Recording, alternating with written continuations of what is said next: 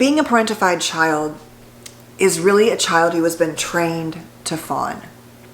And you may not realize that your fawning developed out of your parentification or enmeshed experience in childhood.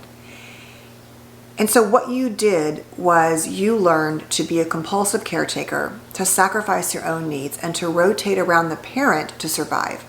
And now you've done it in your adult life, and you don't necessarily know where to go from here.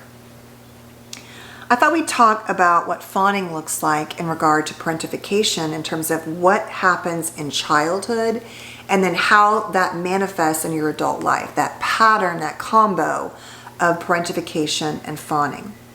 Quick reminder that parentification is about a parent putting you in kind of one or two or both roles. One is often called an instrumental role. It's basically a functional role where you do all of the housekeeping. Maybe you buy all the groceries, you make all the food. I'm not talking about chores. So it's like you are still in a childhood. You are still a child in some way. And yes, even teenagers are still in childhood. And you are above and beyond acting as a co-parent or a parent in the home. It's basically a parent's job while you're still a child. And the other side of that is the emotional part, the emotional parentification, which can be that you act as a partner to a parent. So you're their best friend, you're their therapist, you're their go-to person, but you're 9, right? Or you're 12, whatever it is. So emotionally, you act in the role of parent. And enmeshment is along those lines, but it doesn't necessarily have to go together, but it usually does, which is there's no real separation between the adult self and the child self emotionally and relationally.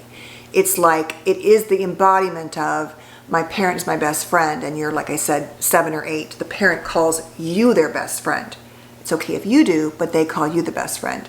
And you're expected to help them, discuss their partner, their sadness, their job, their trauma, whatever it is. It's like you're on the inside from the time you're, a child your whole life. And then fawning is a trauma response where we learn to be less of a threat to the threat, like a parent, by being very pleasing, by being, kind of rotating around them. It's like we're literally fawning, we're pleasing and appeasing, as it's often also called, to keep ourselves safe, to keep the parent happy, to keep them regulated, to keep the light off ourselves. And we often neglect and don't even know what our own needs are because our whole life has been set up to rotate around. So fawning often goes hand in hand with parentification. So how do we do this? In childhood, if you're in this role, what you're often doing is, number one, you're often solving the parents' issues for them. So they come home from work and complain about things, and you start saying, oh, well, what if I did this? Or what if we did that? Or you help pay the bills and I'll do this. It's like you are the go-to for solving parental issues. So you are taking care of them emotionally, and you're also acting in the role of a parent. Number two, you basically parent yourself. And one of the ways you're doing that is that you let the parent off the hook by taking care of yourself. You minimize your needs, you sign the forms, you do all of the things for school, whatever it is. And sometimes we have to as kids to survive. Our parents just don't have the capacity. But this is a role where you basically are like often overly good, you perform well, you do your homework without asking, whatever it is. You're like a little adult parenting yourself. And you take the pressure off them parenting because you know they're not going to do it. But it's one more way you're kind of like taking care of them emotionally and trying to not cause a problem or be a threat to them. Number three, you've developed a capacity both in childhood and adulthood to be overly empathic. And so you're basically like, oh, I learned to listen, to be a good listener and to provide solutions. A lot of us who have these childhoods are in the helping professions in some way. We're social workers, we're therapists, we're psychologists, whatever it is, healers in some way. And so you're denying yourself and you've learned to cultivate this skill of being like there for other people. And it started by being overly there for your parent as you rotated around them. The same thing is you're really good at listening and validation. So you're giving lots of empathy, you're validating, you're listening. That may be inherently who you are in your temperament. Maybe you're more sensitive.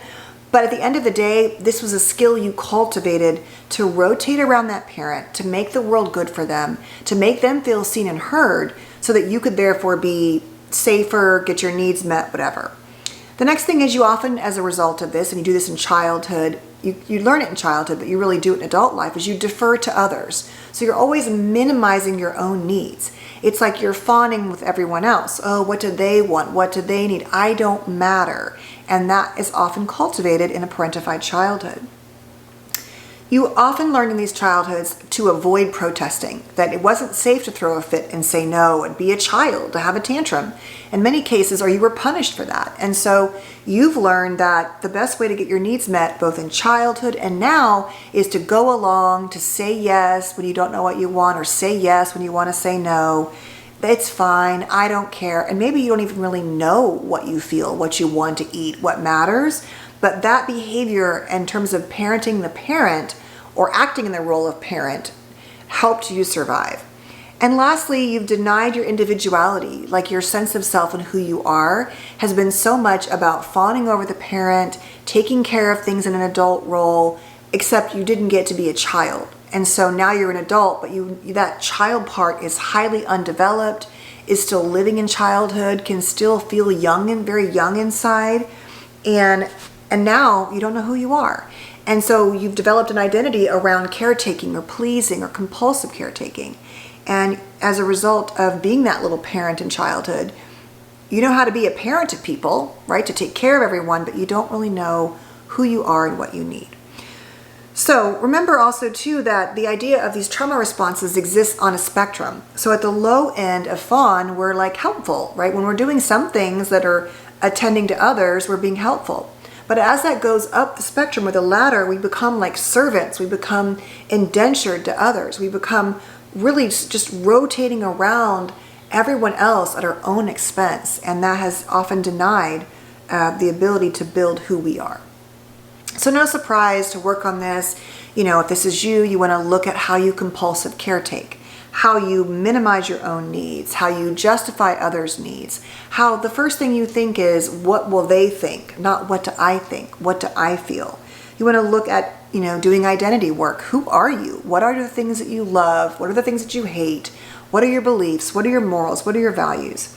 I know these are all similar for a lot of videos, but it's true. It's like, what are my boundaries? What are my yeses? What are my nos? What are my non-negotiables? Things I'm not going to do anymore. And I'm going to start to hold myself accountable to that.